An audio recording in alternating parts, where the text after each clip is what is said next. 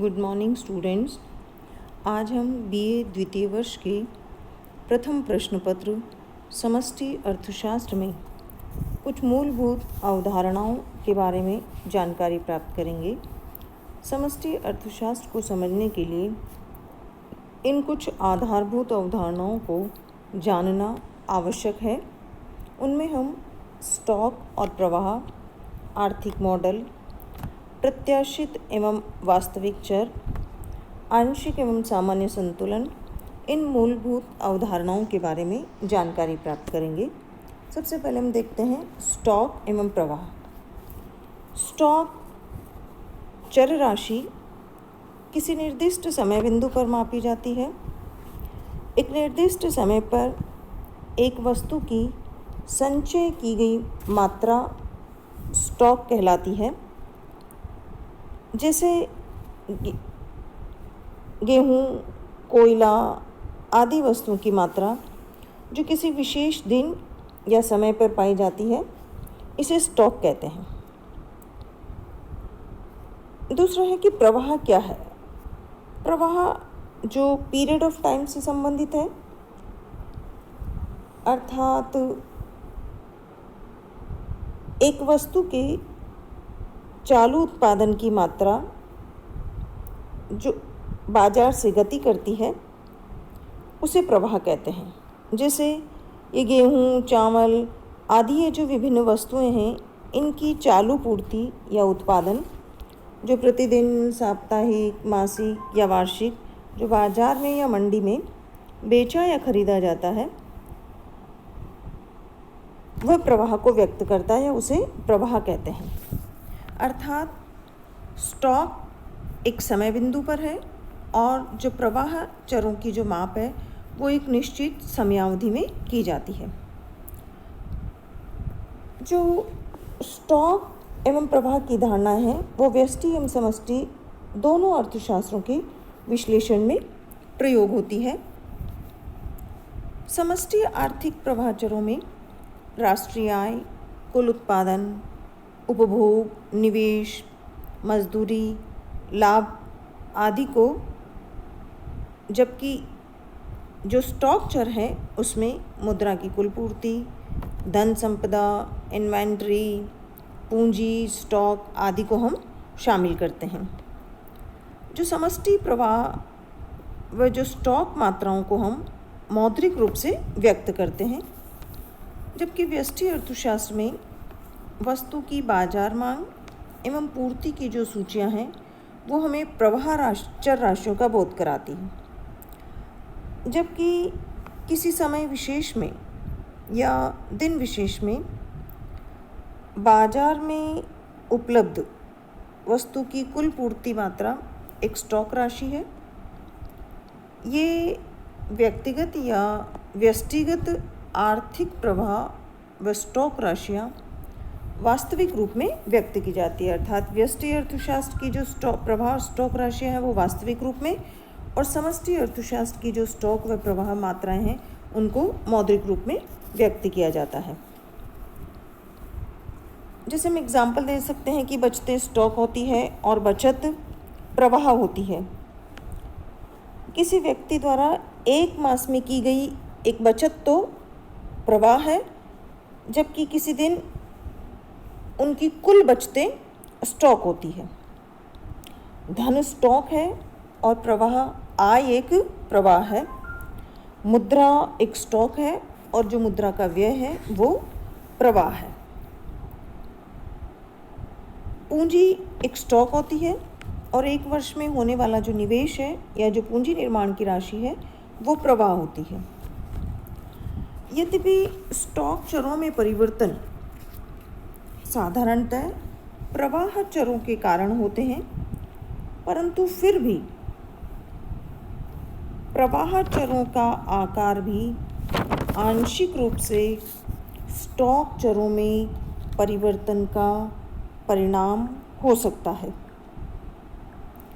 जो स्टॉक और प्रवाह चरों की जो दोनों धारणाओं का हम आय, उत्पादन, रोजगार, ब्याज की दर आदि जो आधुनिक सिद्धांत हैं इनमें बहुत महत्व है।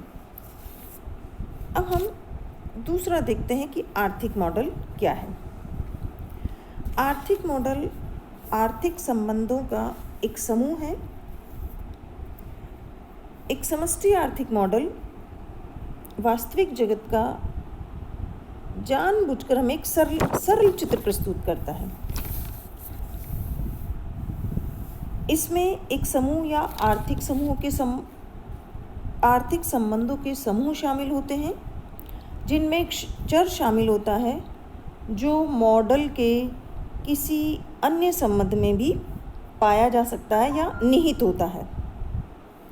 एक समष्टि आर्थिक मॉडल वास्तविक जगत की समस्या को शब्दों या समीकरणों या चित्रों द्वारा व्याख्या करता है। जब एक व्यक्ति या एक अर्थशास्त्री किसी एक समस्या पर कार्य करता है तो वह सर्वप्रथम एक गणितीय मॉडल बनाता है जो उस घटना का वर्णन करता है जिसकी वह व्याख्या करना चाहता है, और उन मान्यताओं की जो समस्या के साथ संबंधित होती है। इसलिए एक गणितीय मॉडल में 3 अंश शामिल होते हैं। एक है निर्भर चर अर्थात डिपेंडेंट वेरिएबल, दूसरा है एक या अधिक स्वतंत्र चर अर्थात जो इंडिपेंडेंट वेरिएबल होते हैं, और तीसरा है कुछ व्यवहारिक मान्यताएं जो व्याख्यात्मक और जो हमारे डिपेंडेंट वेरिएबल है उनके बीच में जो कैजुअल रिलेशन है या जो कारणात्मक संबंध है उनकी प्रकृति की व्याख्या करती है। एक मॉडल के अंतर्गत या एक मॉडल जो है उस मॉडल का वर्णन अंतर्जात एवं बहिर्जात चरों की सूची तथा प्रत्येक समीकरण में स्थित चरों की सूची के आधार पर किया जा सकता है। मॉडल में दी गई सूचनाओं को मॉडल की मान्यताएं कहा जाता है।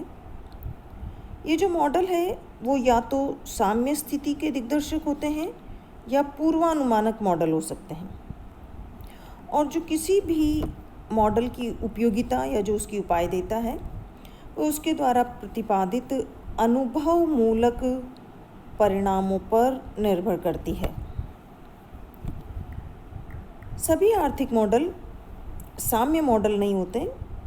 अर्थशास्त्रियों द्वारा विनिर्मित अधिकांश मॉडल सरल या यथार्थ होने के कारण ये जीवन की जटिल आर्थिक वास्तविकताओं के बारे में हमें संपूर्ण या सही ज्ञान प्रदान नहीं कर पाते। अतः साम्य की संरचना अर्थात इक्विलिब्रियम की संरचना को छोड़ने पर विश्लेषण हमारा ज़्यादा सरल बन जाता है। मॉडल में हम 2 प्रकार की चल राशियों का प्रयोग करते हैं या होता है। एक तो बाह्यजात एक्सोजीनियस जो मॉडल के बाहर से आते हैं। बाह्यजात चल राशियाँ मॉडल में प्रवेश करते समय निर्धारित कर दी जाती है। ये मॉडल में इनपुट का काम करती है।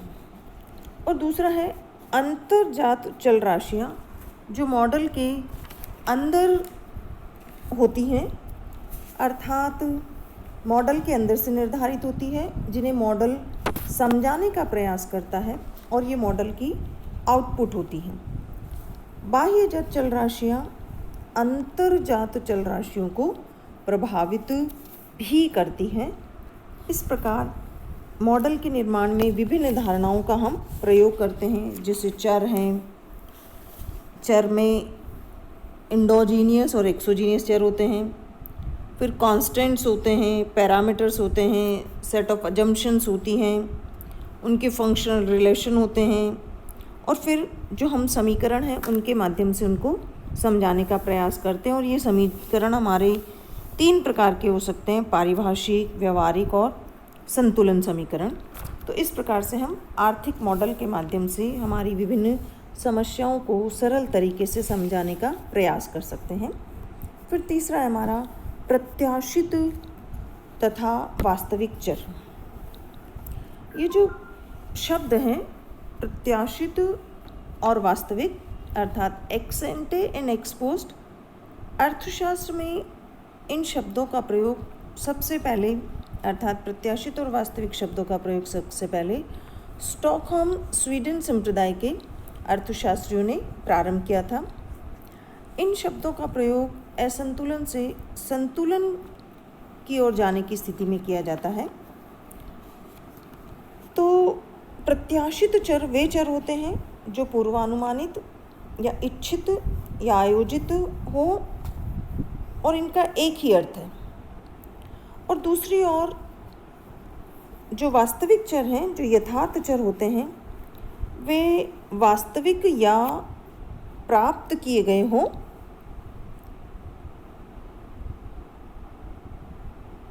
स्वीडन अर्थशास्त्रियों ने इन शब्दों का प्रयोग बचत निवेश में समानता और असमानता को समझाने के लिए किया था। इस प्रकार प्रत्याशित बचत और प्रत्याशित निवेश वे हैं जो योजनाबद्ध हो और जिन्हें लोग करना चाहते हैं। दूसरी ओर यथार्थ बचत और निवेश वे हैं जो वास्तव में किए जाते हैं। वास्तविक बचत और निवेश जिन्हें वास्तव में प्राप्त किया जा चुका है, और साम्यावस्था में इन दोनों में समानता होती है, और कीन्स ने इसी की व्याख्या की है। प्रत्याशित बचत एवं प्रत्याशित निवेश में अल्पकाल में समानता आवश्यक नहीं है। उनमें अंतर होना स्वाभाविक है, क्योंकि अर्थव्यवस्था में बचत करने वाले और निवेश करने वाले एक दूसरे से अलग रहते हुए स्वतंत्र रूप से बचत और निवेश का निर्णय लेते हैं, किंतु दीर्घकाल में उन दोनों में समानता की प्रवृत्ति दृष्टिगोचर होती है। प्रत्याशित बचत एवं निवेश का अभिप्राय उस बचत और निवेश की मात्रा से है जिन्हें लोग प्राप्त करने की आशा करते हैं। प्रत्याशित बचत भविष्य में बचतकर्ताओं के बचत इरादों की सूचक होती है, एवं प्रत्याशित निवेश का संबंध अनेक निवेशकर्ताओं की निवेश योजनाओं को बताता है। प्रत्याशित बचत वास्तविक निवेश के समान हो सकती है, और ये स्वयं भी प्रत्याशित निवेश से भिन्न भी हो सकती है। ये चारों जो चर राशियाँ हमारी वास्तविक बचत निवेश, प्रत्याशित बचत निवेश, उस स्थिति में परस्पर समान होगी जब सब अपेक्षाएं या आशंसाएं हमारी योजनाओं के अनुरूप होती है। इस प्रकार प्रत्याशित बचत और प्रत्याशित निवेश और यथार्थ बचत और यथार्थ निवेश, इन सब में समानता के लिए आवश्यक है कि जब सभी प्रत्याशाएं सभी आयोजनाओं के साथ मेल खाती हों, तब प्रत्याशित आय बराबर होगी वास्तविक आय के, और फर्मों के प्रत्याशित विक्रय बराबर होंगे वास्तविक विक्रय के। इस प्रकार अब हम जो नेक्स्ट हमारा जो मूलभूत अवधारणा है वो है आंशिक एवं सामान्य संतुलन। आंशिक संतुलन एक व्यक्ति, एक फर्म, उद्योग या उद्योगों के एक समूह की संतुलन की स्थिति का अध्ययन करता है। इसका संबंध दो प्रकार की आर्थिक समस्याओं से है। एक तो वे जो किसी व्यक्ति या उद्योग के आर्थिक व्यवहार के किसी भी विशेष पक्ष से संबंध रखती, और दूसरी वो किन आर्थिक इकाइयों के लिए बाहर से कुछ दशाएं, कुछ स्थितियां दी हुई होती है जिनके अनुसार इनको अपना समायोजन करना होता है। बाजार का आंशिक संतुलन विश्लेषण इस धारणा पर आधारित है कि उपभोक्ताओं के लिए वस्तु की कीमत दी हुई है और स्थिर है। उसकी आय, रुचि, आदत, उसकी पसंद सब स्थिर रहते हैं, और फर्मों के लिए साधनों की कीमतें और तकनीकी आदि स्थिर हैं। आंशिक संतुलन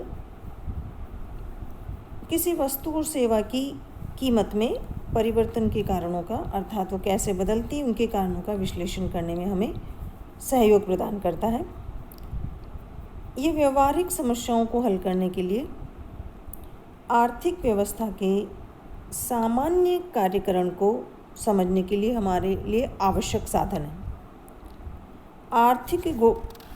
इसके साथ ही आर्थिक घटनाओं के प्रथम कोटि परिणामों का भी अध्ययन करता है। अब दूसरा है सामान्य संतुलन। जो सामान्य संतुलन की अवधारणा है वो सभी आर्थिक इकाइयों और अर्थव्यवस्था के सब भागों की आपस की या पारस्परिक निर्भरता को स्पष्ट करती है। एक अर्थव्यवस्था केवल उस समय सामान्य संतुलन की स्थिति में होगी जब सब उपभोक्ता, सब फर्में, सब उद्योग, सब सेवाएं, साधन सेवाएं एक साथ संतुलन में हो और वस्तु साधन कीमतों के माध्यम से आपस में जुड़ी हुई हों। इस विश्लेषण के दो प्रकार से ये विश्लेषण सामान्य संतुलन की अवधारणा को पढ़ा जाता है। एक तो है वालरस का गणितीय मॉडल और दूसरा है आगत निर्गत विश्लेषण जो लियोन्टिफ का है। सामान्य संतुलन विश्लेषण संपूर्ण अर्थव्यवस्था के संतुलन को, अर्थव्यवस्था की कार्यप्रणाली को समझने, बाजार की जटिल जो समस्याएं हैं उनको समझने, कीमतों की कार्यप्रणाली या जो हमारी मूल्य तंत्र प्रणाली है उसको समझने में सहायता करता है। हालांकि जो आंशिक और जो सामान्य संतुलन है इनमें कोई विरोध नहीं है। हम पहले आंशिक से प्रारंभ करते हैं और धीरे धीरे बढ़ते जाते हैं और फिर एक निरंतरता या पारस्परिकता की कड़ी बनती जाती है। तो हम पहले प्रथम कोटि के प्रभाव को देखकर उसके आगे के प्रभाव को देखते हैं, उसके उच्च क्रम के प्रभावों को देखते हैं। इस प्रकार आंशिक से सामान्य संतुलन की तरफ बढ़ने का प्रयास निरंतर जारी रहता है।